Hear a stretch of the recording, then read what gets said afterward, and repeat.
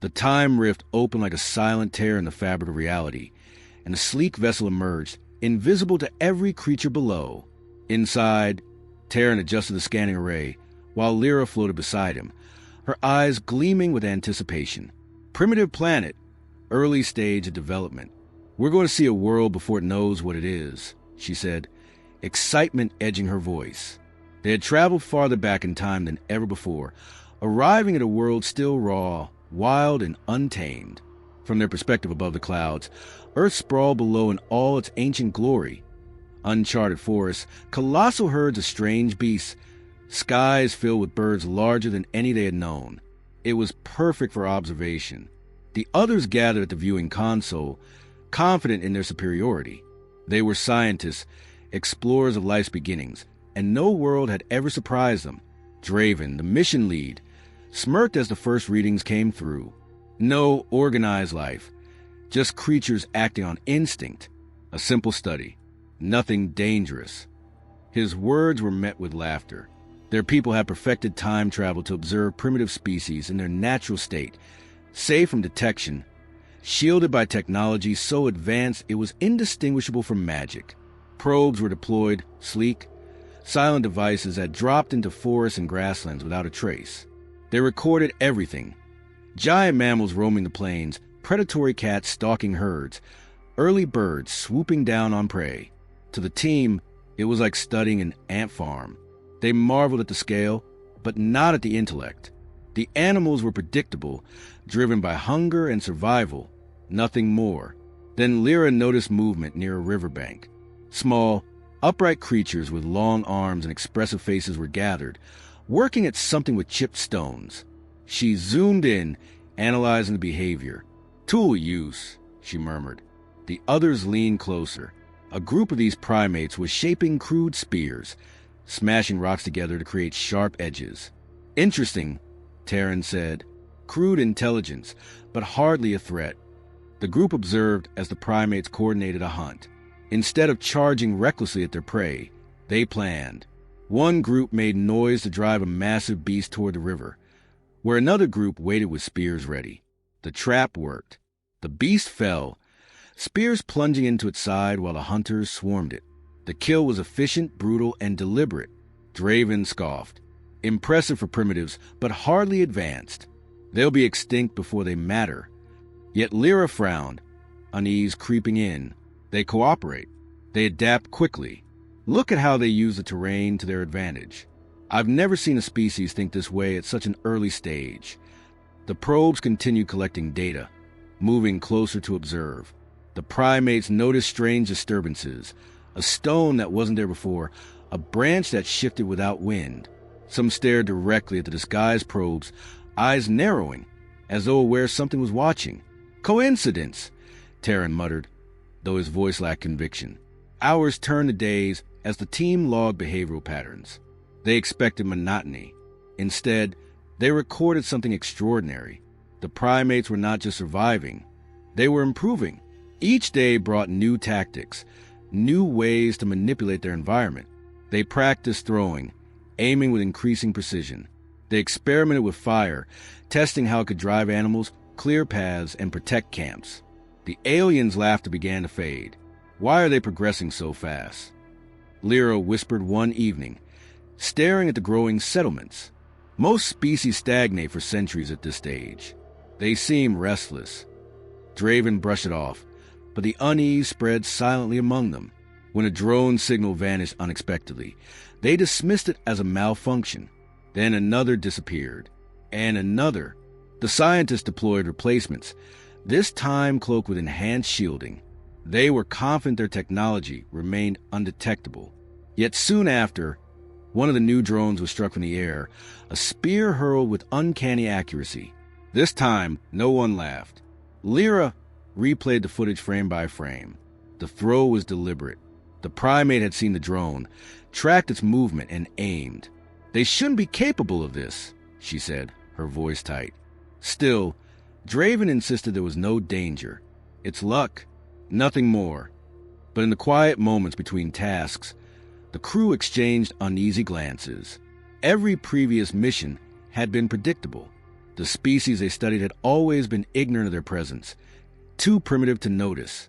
These creatures, however, seemed different, curious, defiant, and strangely fearless. The turning point came when they observed a group building strange constructions near a stream. At first, it appeared random, piles of rocks, sharpened sticks in the ground. But then the aliens realized the design. It was a trap. The creatures lured a massive predator into the area. When it stepped into the clearing, the ground collapsed beneath it, and spears rained down from above. The kill was efficient, planned, and executed without hesitation. No one spoke for a long time. Even Draven's confidence faltered. This shouldn't be possible. They think like us. Lyra leaned forward, her eyes fixed on the scene. No, they don't think like us. They think differently. They're faster, more ruthless. For the first time in countless missions, the crew felt something alien to them: fear. They had always been observers, untouchable, beyond reach. But as they watched those creatures strip the predator's body for meat and tools, they felt the unsettling certainty that this was not just another primitive species. Down on the ground, one of the primates looked directly at the hovering probe, eyes locking on it with unnerving focus. It raised its spear as though in warning. Lyra stepped back from the console, her chest tight. "They know we're here," she whispered. No one corrected her. Terran worked furiously to recalibrate the probe network, insisting that the primate attacks were coincidence. Yet, when another drone vanished, this time ripped apart with crude but effective tools, there was no denying it. The creatures were not only aware of their presence, they were adapting to it. Draven's expression hardened as he reviewed the footage. "They shouldn't even understand what they're seeing," he muttered, though his tone lacked conviction. On the ground, the small bands of hunters had changed. No longer content to scavenge and follow herds, they were beginning to dominate their environment. They made fires deliberately, shaped weapons with intent, and planned raids on other groups. Each day, their coordination improved. They observed the drones more carefully, staring at the strange objects with a mix of curiosity and suspicion. It was as if they were studying their observers as much as they were being studied. One evening, as the crew gathered around the main screen, a series of recordings played in rapid succession. Hunters throwing spears with increasing accuracy, a group crafting stone points more refined than before, and a shocking image of a primate imitating the drone's shape out of sticks and mud. Lyra's breath caught. They're copying what they see. They're learning from us. Draven dismissed it. Instinct. They don't understand what they're building. But the others were no longer convinced. The idea that a primitive species could leap forward so quickly was unthinkable. Yet here it was, unfolding in real time. When the first probe was deliberately dismantled, Terran stayed silent. The footage showed several of the creatures working together, disabling the drone's mechanisms using simple but effective strikes. They had found a weak point purely by trial and error. It wasn't luck. It was discovery. "They shouldn't be this clever," Lyra said. "Nothing at this stage should be able to adapt this fast. They act like predators at plan." Draven double security protocols, deploying stronger cloaking and defensive countermeasures. But within days, more drones were destroyed. The creatures set up elaborate distractions, forcing the probe to focus on false movements while another group attacked from behind. Their tactics weren't just effective, they were creative. The turning point came when an automated observation unit detected a new behavior. The primates were no longer just hunting animals. They were hunting the observers. Several of them laid bait near a disguised drone, retreating just enough to make the device descend closer. The moment it lowered, a spear shot out of the brush, striking a vulnerable seam. For a moment, silence filled the ship. No one had seen anything like this. Lyra finally spoke, her voice cold. "They're learning how to kill what they don't understand. That's not survival instinct. That's strategy." Draven tried to salvage his authority. "We'll adjust our methods. We're still untouchable. They can't reach us." But unease hung in the air. Every mission before had been routine. The species they studied had been predictable, limited by nature. These creatures, however, seemed to thrive on change. That night, the ship's external sensors picked up a disturbance. Something, impossible at this stage of evolution, had been set off near their temporary observation relay. When Terran checked the recordings, his stomach tightened. The primates had created a trap designed to collapse on intruders. "They don't fear us," Lyra said quietly. "They're challenging us." Draven insisted the mission would continue, but his voice betrayed a hint of doubt. The crew no longer laughed. They watched the footage of sharpened spears, of fire deliberately set to drive animals into ambushes, and of creatures glancing upward as though expecting to see the observers. The next morning, an alert blared through the ship. One of the scientists, Kale, had ventured to repair a down probe personally. His body never returned. Only fragments of his suit, crushed by a primitive but effective trap. No one spoke. For the first time, the crew felt genuine fear. These creatures, barely more than animals, had succeeded in killing one of them, and they had done it by thinking, planning, and executing their strategy with chilling precision. "They shouldn't be able to do this," Terran whispered. "But they can." The truth settled over them like a shadow. They were no longer just studying these beings. They had become part of their world, and the creatures were treating them as prey. Panic rippled through the crew as Kale's broken equipment was hauled back into the ship. No one could comprehend how a primitive species, still far from civilization, had managed to outwit technology centuries beyond their understanding. Draven ordered full lockdown of all surface operations, but the damage was done. The primates had not just detected them. They had engaged with purpose, and they had won. Lyra pored over the data, her hands shaking as she scrolled through hours of footage.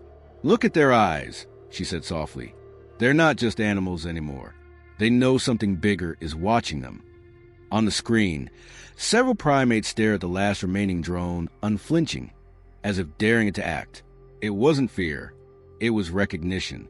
The aliens armed defensive countermeasures around their remote field stations, auto turrets, energy barriers, even cloak shock emitters designed to repel anything that got too close.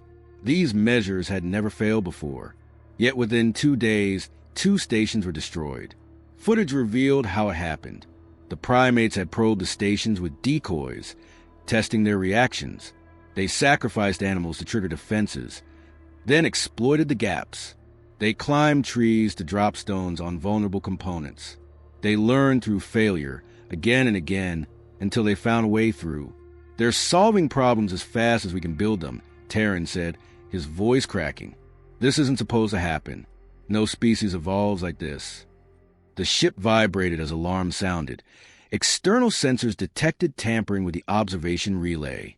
Against all logic, the primates had dug into the ground beneath the relay's stabilizer, undermining its foundation until it collapsed. The crew stared in disbelief at the final frame of the relay feed. A group of hominids standing proudly around the fallen structure, holding the strange metal pieces as trophies. Draven slammed a fist against the console. "This mission is over. We're leaving. Now."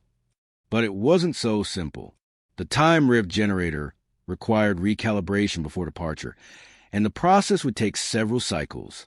In those cycles, things escalated. The primates no longer merely defended their territory. They began to seek out the strange objects that had fallen from the sky. The crew watched in dread as a coordinated band of them followed the path of a crash probe straight toward the cloaked relay hub. The aliens deployed automated drones to intercept them. The primates did not run. They scattered briefly, then regrouped, launching a barrage of spears and rocks. Several drones were damaged. One was destroyed outright by a perfectly timed strike. Draven's voice trembled. "No other world has ever done this to us. Not once." Lyra stared at the screen, horrified but fascinated. "They're not the strongest. They're not the fastest. But there's something worse. They adapt to everything." The final blow came when an energy barrier failed mid-operation. The primates had learned to throw mud mixed with water onto the emitters, cooling them until they cracked. Once the barrier weakened, they rushed in with feral determination, dismantling the exposed components with stones. The crew retreated entirely to the ship, abandoning all remaining equipment. From orbit, they watched fires burn the night below, bright against the dark wilderness. These beings, still millennia from civilization, had effectively fought off visitors wielding technology they couldn't comprehend. "They'll remember us," Lyra whispered. "They'll pass stories of this down, even if they don't know what we were. They'll remember the sky gods that came and how they fought them." Draven looked at her, pale and silent, because deep down he knew she was right. As the time rift stabilized, a final feed from a high-altitude probe played on the console. One of the creatures, smaller, but with eyes blazing with strange intelligence, looked up at the stars. It wasn't fear.